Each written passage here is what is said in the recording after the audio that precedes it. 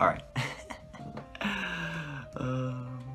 Hey guys, my name's Tucker, and as you guys know, love is probably the biggest fad in the world.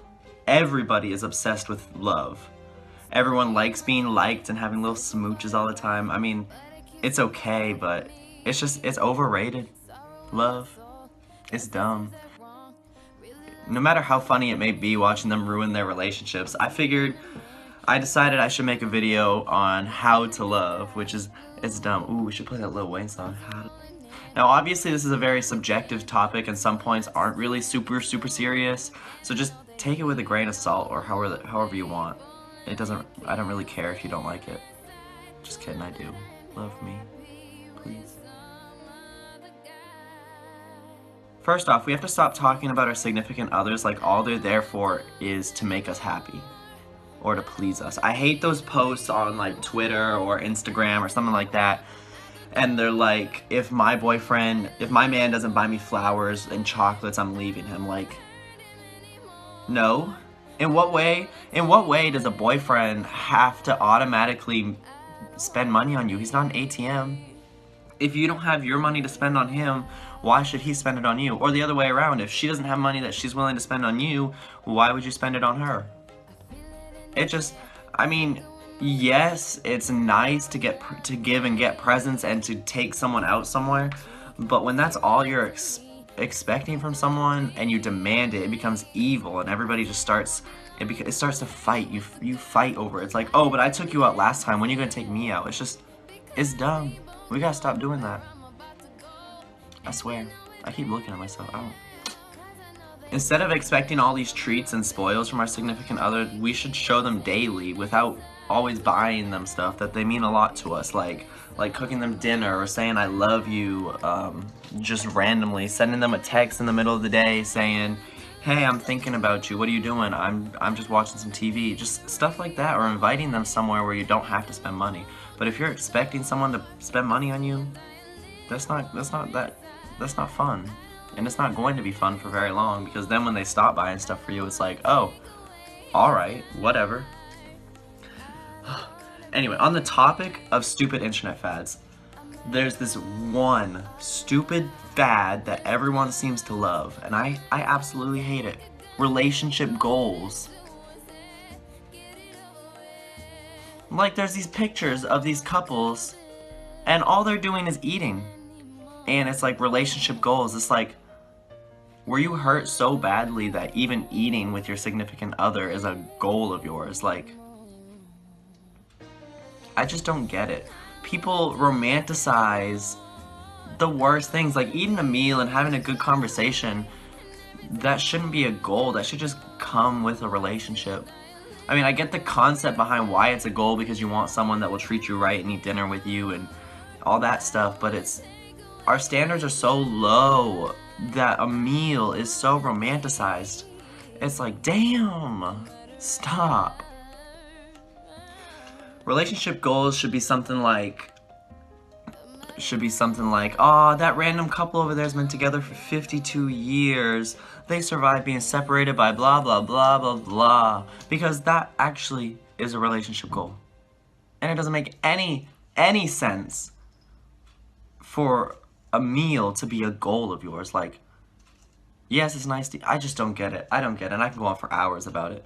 I guess all we have to do is stop romanticizing normal things that two people do in a relationship. Like, my parents eat dinner together every single night, and I don't sit there and I'm like, aw, relationship goals. Because that's just what people do, you know? It's so dumb. The next one's a little obvious, so I'm not going to spend too much time on it. Just don't lie. Ever. If you lie to someone, expect them to leave you, and honestly, just expect the worst, because to me, lying is like, I don't know, it's just awful.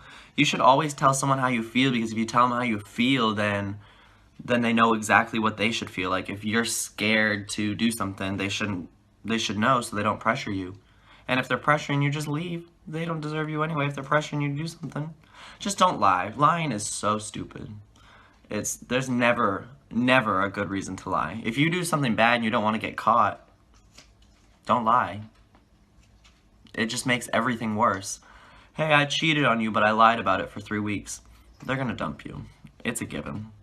No, that's what I was getting at. When I say lying, I'm saying lying to protect yourself or to protect someone else in the interest of keeping a secret or keeping something negative. So instead, if you're lying about a surprise, like let's say you plan a big birthday dinner for your significant other, and you don't want them to know about it because it's a surprise. So you say, "Oh yeah, we're just going to your mom's house, and we're gonna meet some. I'm picking up some friends at Longhorn, and yeah, that kind of line's good because I mean it's I don't feel like it's good, but it's like it's it's just it's different. It's like tricking almost. It's not that line's good. Line is bad, especially when you're trying to keep something negative. But this line is like actually can be good. And last but not least, if you want a loving, lasting relationship, you have to speak up.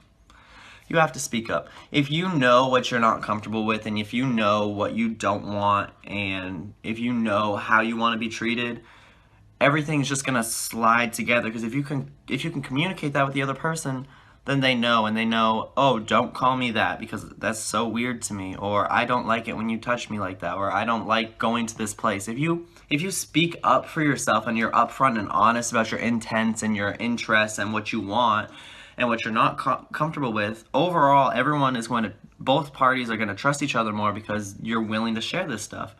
And if you're more comfortable with each other, you're more willing to go do stuff, and it's just more willing to last if you're comfortable with each other. And if you can't tell somebody you don't like them, or you don't like something that's happening in the relationship, then I just feel like it's going to end because you're going to get sick of putting up with it. Even like they won't know they're doing anything wrong, and you're just going to get sick of putting up with it.